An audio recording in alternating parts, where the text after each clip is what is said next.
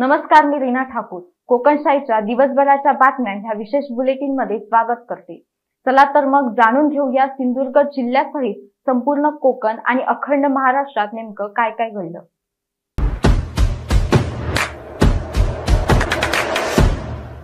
पावसाचे पाणी साचल्याचे अनेक व्हिडिओज व्हायरल होत आहेत। त्यातच एक व्हिडिओ असा आहे ज्यामध्ये एसटी बसला गळती लागल्याचे दिसत असून प्रवासी छत्री उघडून प्रवास करत असल्याचे दिसत आहेत। यामुळे एसटीच्या कारभारावर प्रश्न उपस्थित केला जातोय।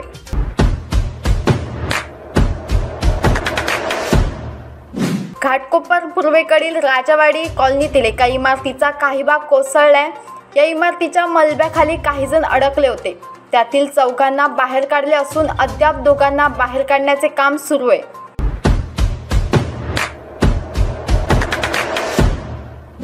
काल पडलेल्या मुसळधार पावसामुळे भारतातील हवामानशास्त्र विभागाने रायगड आणि रत्नागिरीसाठी ऑरेंज अलर्ट जारी केलाय। पालघर, मुंबई, ठाणे आणि सिंधुदुर्ग या जिल्ह्यांसाठी येलो अलर्ट जारी केलाय।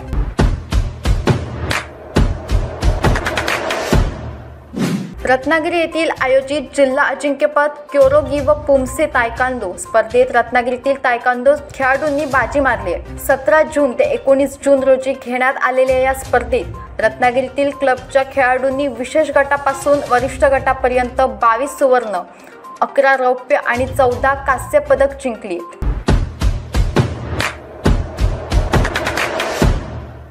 96व्या अखिल भारतीय मराठी साहित्य संमेलनाच्या अध्यक्षपदी ज्येष्ठ कादंबरीकार डॉक्टर रवींद्र शोभणे यांची निवड करण्यात आली आहे। साहित्य महामंडळाच्या आज पुण्यात झालेल्या बैठकीत शोभणे यांच्या नावावर शिक्कामोर्तब करण्यात आली आहे। यावेळी संमेलनाच्या तारखाही ठरवण्यात आल्या आहेत। अंमळनेर येथे 2, 3 आणि 4 फेब्रुवारी 2024 ला हे संमेलन होणार आहे।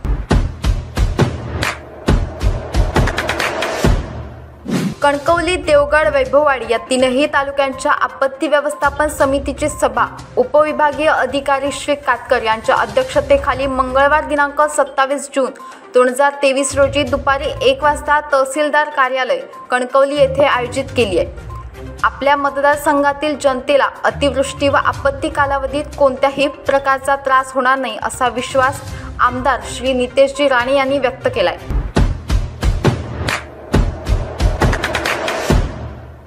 इंग्लिश स्कूल, मळगाव हायस्कूल येथे मनसेच्या कार्यकर्त्यांनी सार्वजनिक विभाग सावंतवाडी यांना निवेदन देऊन गतिरोधक घालण्यास सांगितले। तसेच बांधकाम विभागाने सहकार्य करून दुसऱ्या दिवशी हायस्कूलच्या समोर गतिरोधक घालून दिले।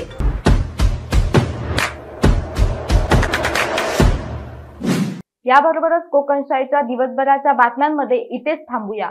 पण तुम्ही मात्र दिवसभराचे अपडेट आणि ताज्या घडामोडी जाणून घेण्यासाठी कोकणशाहीच्या YouTube चॅनलला सबस्क्राईब करा, फेसबुक पेज लाईक करा आणि Instagram पेजला फॉलो करायला विसरू नका।